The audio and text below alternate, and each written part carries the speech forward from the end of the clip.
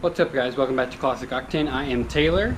Today we are unveiling the new motorcycle build. I know you guys have been waiting for this for a while. Sorry there's been a little bit of a lull in videos. Just been focusing on real day job and other stuff going on, so finally got some time to get out here in the garage, and right behind the camera here is the new build.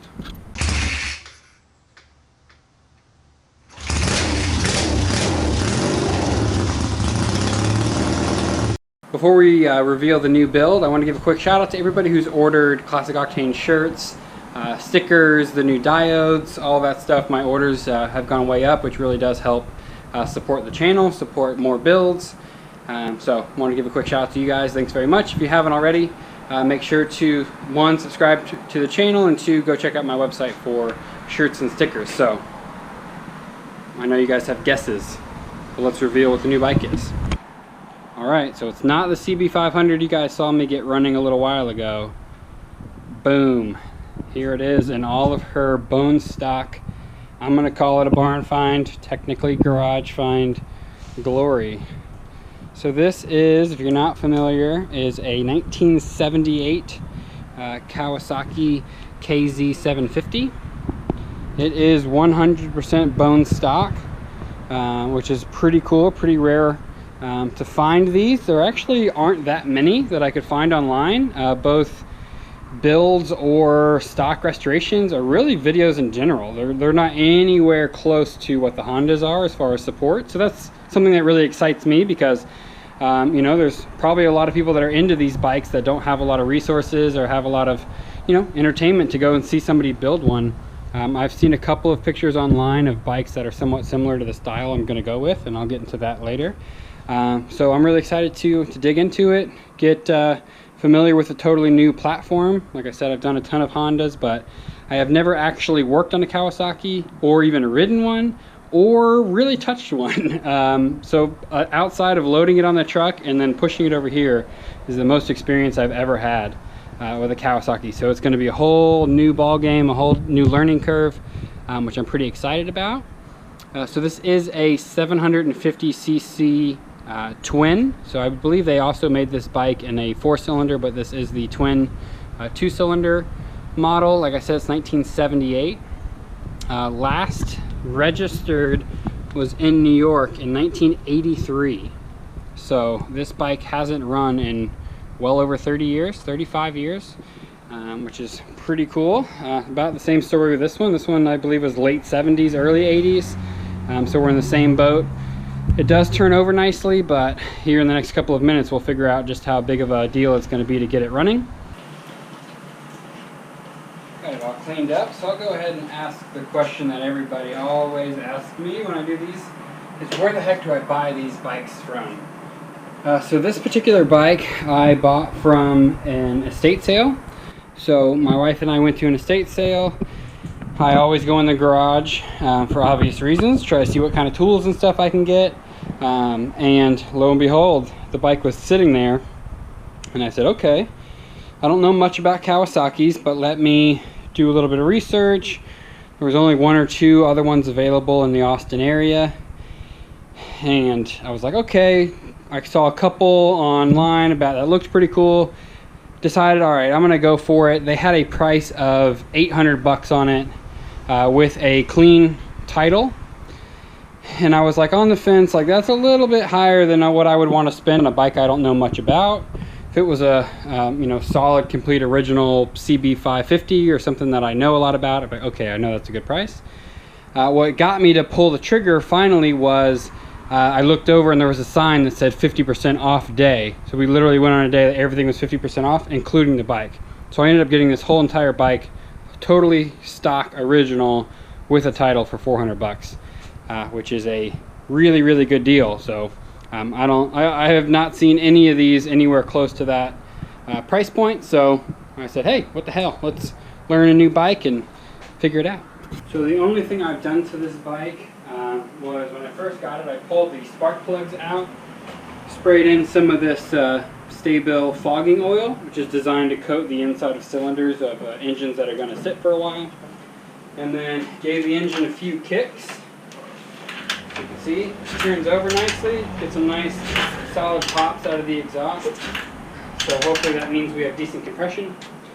So since this engine has not, in theory, run since the early 80s, I am going to drain the oil and we're going to fill it up. I always buy cheap oil to throw in these bikes just for, first startup. Run it for a little bit, drain it out, put some quality oil in it. So first things first, we're going to drain the oil, fill it up with some fresh stuff, then we'll move on to throwing power to the bike to see if we actually can get spark and if our electric start works, and can kind of go from there. Got our drain plug done. Let's see what this oil looks like. There's no dipstick on this bike. Ooh, that does not seem like there's a whole heck of a lot in there. There's our little O-ring. Slide that out. Yeah, that looked to be pretty empty, so I'm glad we're doing this before we try and start it. It looks in really good shape though. It's not even super black, so I'm assuming somebody just put this in here at some point, but most likely was never run on this oil. So I'll just let this drain out all the way, and then I think it takes 2 liters, if that sounds right, of oil to fill it back up. So I let what little bit of oil we had in there drain out. I haven't actually gotten a new oil filter for this bike, but judging by how clean this oil was, I'm not going to worry about the oil filter right now. We'll do the full official change and everything after we get further along in this process and we make sure the bike is kind of in good running condition everywhere else. So what I'm going to do now is just throw in some cheap oil. So what I typically use is just like this Traveler 1040 motor oil. I just buy it at Tractor Supply. It's like 12 or 13 bucks for 5 quarts. I think I was wrong earlier. I said this bike will take like 2 liters. It's actually closer to 4 liters. 4,000 cc's of oil, which I believe is just over 4. I was looking at the manual here and it says 4 liters. So that's pretty much this whole container. So we're gonna go ahead and do that.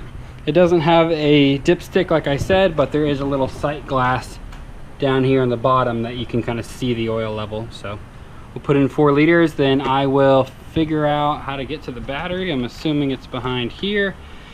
We'll throw a jump box on it and see if the electric start works. Got oil right in the center of our little sight glass there. So I think we're good. So I'm gonna throw a battery on it. Got the big grandpa banana seat flipped up out of the way, and underneath here is a insurance card from 1988. So the sticker on the front says 1983, but this insurance card says 1988, April 20th.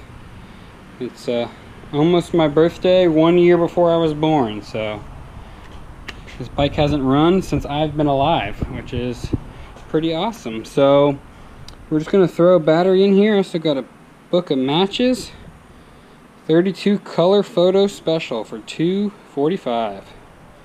If you guys are interested in getting a deal on some color photos, there you go. I love like digging into these bikes and finding, look at this. It's like an original Kawasaki toolkit. Oh, that's awesome. All right, we're gonna dig into that.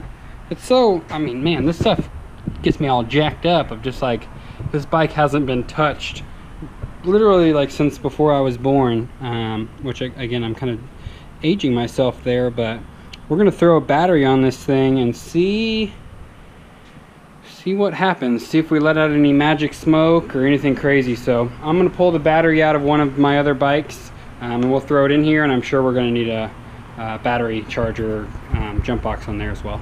Check this out. In this little toolkit, it's all the original Kawasaki branded wrenches and like multiple different size screwdrivers and spanner wrench, and that's so cool. I've never seen like Kawasaki branded tools before.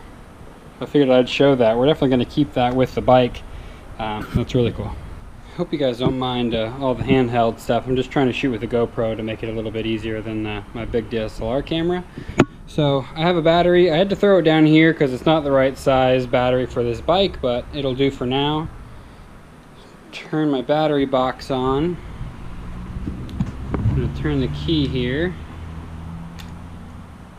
Okay, got a neutral light, got an oil light.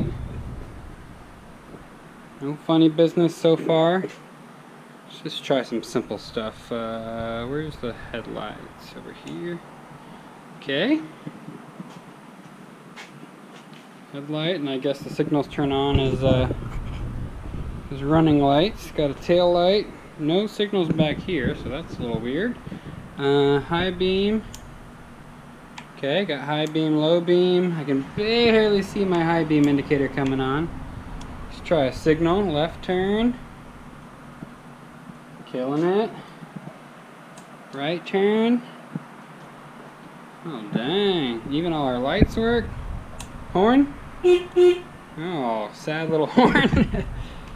Okay, I'm gonna go ahead and hit this start switch and we will see. You can probably hear the nervousness in my voice if she turns over the electric start.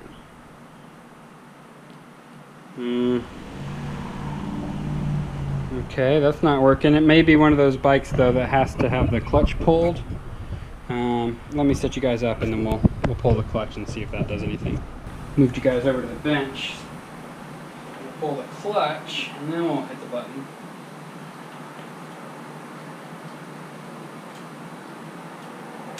Oh, okay. The ignition just has to be in run for it to turn over.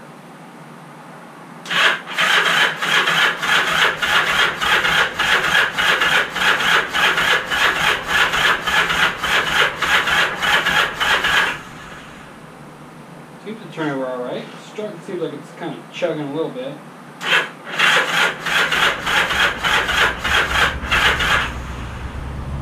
My battery charger should be pretty charged. Okay, so now that that's working,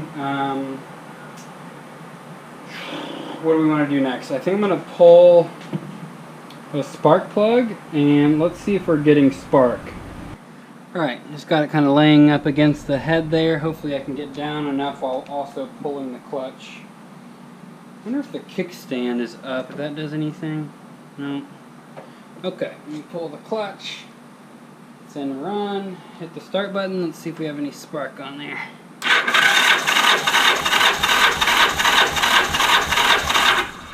Not seeing any.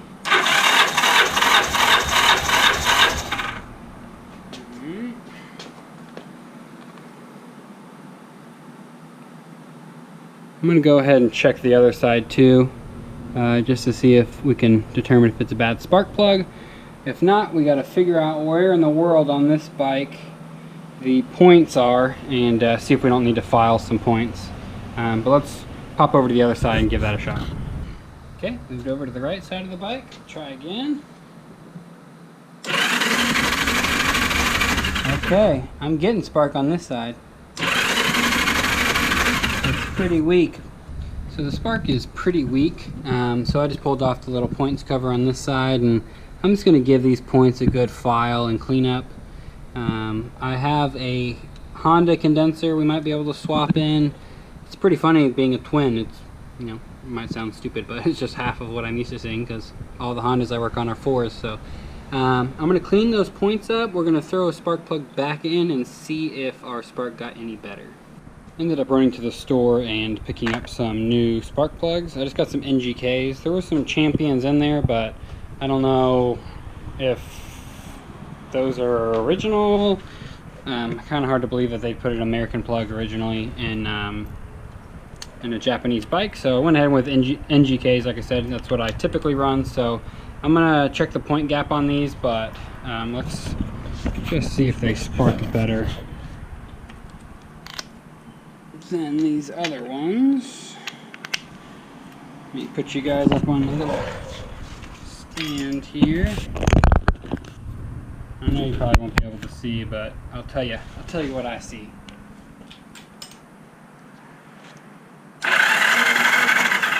Oh yeah, that's pretty good. Okay, let me check these point gaps, install them, I'm gonna make sure the other side's getting sparked too, and then let's spray a little fluid down the carb and see what happens. So I decided that I'm gonna go a step further on this one since I know it's been sitting for so long. I pulled both the plugs out. I'm gonna see if the starter will turn the engine over fast enough to build enough oil pressure in the system to make the oil light go off.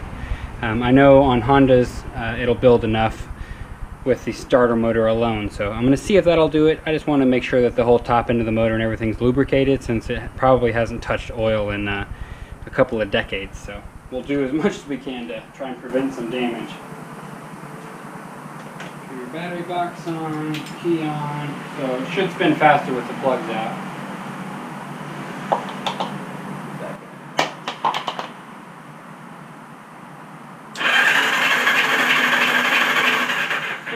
Oil light just went out. Cool, so I feel a lot better doing that before we start this thing up. So let me top up the oil a little bit now that we have some circulating around, and then we'll throw the plugs in and see if we can't get some pops and bangs. Well, now's the time. We're gonna spray some carb cleaner down the throat of the carbs and see what happens.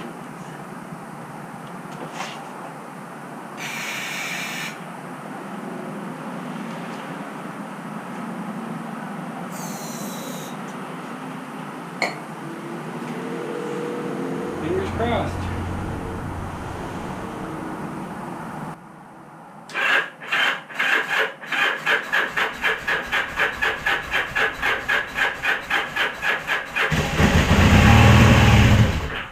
Oh yeah.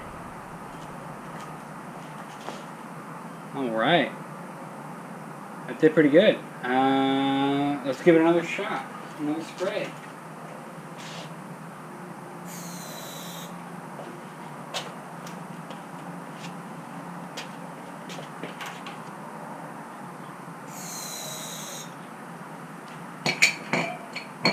The throttle's totally jammed, so I can't actually manipulate anything. The choke is even jammed in some sort of position. I'm not exactly sure what.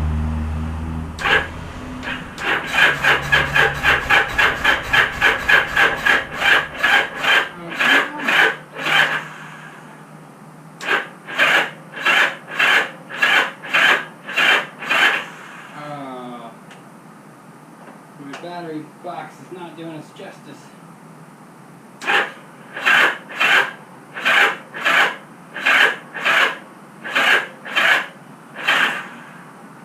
Wah, wah. Alright, let me charge the battery box and we'll come back. Gave the battery some charge, also the battery jump box a little bit too. I'm running out of time for tonight, so I'm going to give it another shot. Hopefully we'll have enough juice this time.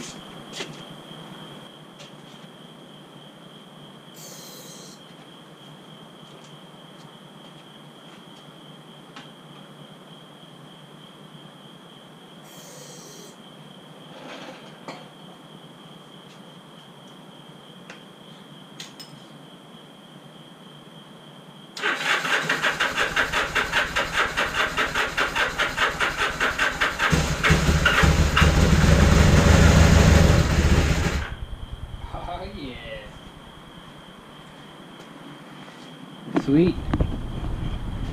So she runs. That's really awesome. That is a really good sign. So whew, okay. Yeah, wow, that is sweet. That was we didn't really have to do anything. So this bike's literally been sitting for like 30 years, and all we did was give it some battery juice, some fresh oil, some fresh spark plugs, and file some points. I mean, that's pretty awesome. I always rave about like Hondas and their reliability, but I mean, I think this bike was pretty well loved before it was parked. Shows about just shy of 9,000 miles, 8,974. So pretty low mileage bike.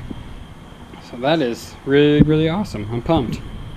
That's going to do it for this video. We're going to break this one into a two-part episode, basically. So in the next one, we will be pulling the carbs off, cleaning them out. I did purchase an ultrasonic cleaner that I have not used yet, so I'm excited to see how that does. I'm going to be using this carb cleaner in it If you guys follow Musty One, I think is his YouTube channel, you probably do. He does stuff like this all the time. That's what he puts in his ultrasonic cleaner, so I figure we'll give it a shot. So we'll be cleaning out the carbs. The ideal situation in the next video is going to be, we'll hook up our external fuel tank and have the bike sit and run and idle, and we can check the charging system and kind of do the deep dive into the bike running. But it made its own pops and bangs, and that is incredible for the bike sitting for 30 years.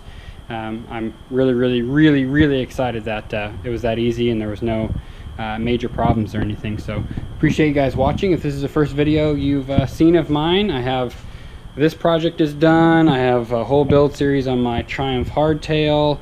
Have 2 videos on getting this bike running, very similar to what we just did. So tons of motorcycle content. Also have my 69 Camaro we're working on content for. So make sure to subscribe, stick around, and everybody that's been here a long time, I appreciate you sticking with me, and I'll see you guys in the next video.